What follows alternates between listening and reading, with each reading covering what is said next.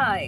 So নতুন যারা লিখছো তাদেরকে একটা জিনিস নিয়ে সাবধান করার জন্যই আজকে শর্টসটা আমি স্পেশালি বানাচ্ছি। একটা ব্যাপার গত কয়েক বছর ধরে আমি খুব দেখতে পাচ্ছি, এবং যেটার ফাঁদে আমি প্রথমে যখন লেখা শুরু করেছিলাম আমি নিজেও পড়েছিলাম, তাই আমার মনে হয় এটা নিয়ে একটুখানি অ্যাওয়ারনেস আমার তৈরি করা দরকার, যতটুকু আমার সাধ্যের মধ্যে রয়েছে। তো মাঝে মাঝেই তোমরা এরকম বিজ্ঞাপন দেখতে পাবে ফেসবুকে বা অন্য কোনো প্ল্যাটফর্মে, হোয়াটসঅ্যাপে, যে নতুন সংস্থা কোনো পত্রিকা বার করছে বা কোনো গল্প সংকলন বার করছে, অনুগল্প সংকলন বার করছে বা কবিতা সংকলন বার করছে, এবং তারা লিখছে যে যেহেতু আমরা নতুন পত্রিকা, আমরা আপনাদের সৌজন্য সংখ্যা দিতে পারবো না, মানে কমপ্লিমেন্টারি যে কপিটা রাইটার পান সেটা তো দেবই না, আপনাকে আমরা কোনো সাম্মানিক বা পারিশ্রমিক দেবো না এই লেখাটা দেওয়ার জন্য। কিন্তু যদি আপনি চান আপনার লেখা আমাদের কালেকশনে থাকুক, তাহলে অবশ্যই আপনাকে প্রি বুকিং করতে হবে। প্রি বুকিং অর্থাৎ যে বইটা তারা ছাপছে সেই বইটা আপনি কিনবেন, তার একটা টাকা আপনাকে দিতে হবে, তবে আপনার লেখাটা এখানে থাকবে।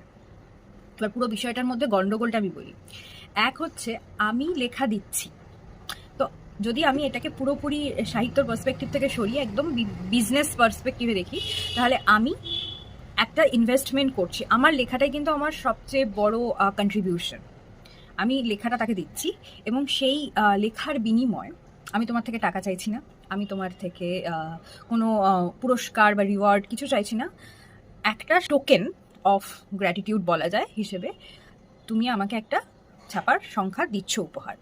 তো তুমি সেটা করতেও সক্ষম হচ্ছ না, তুমি উল্টে কি করছো, তুমি আমাকে বলছো যে আমাকে আমার টাকা দিয়েই বই কিনতে হবে। এবার অনেকেই যারা নতুন লেখেন তাদের মধ্যে অবশ্যই একটা ইচ্ছে থাকে, আমাদের সবার মধ্যে এই ইচ্ছেটা থাকে যে আমাদের লেখা আমরা ছাপার অক্ষরে দেখি।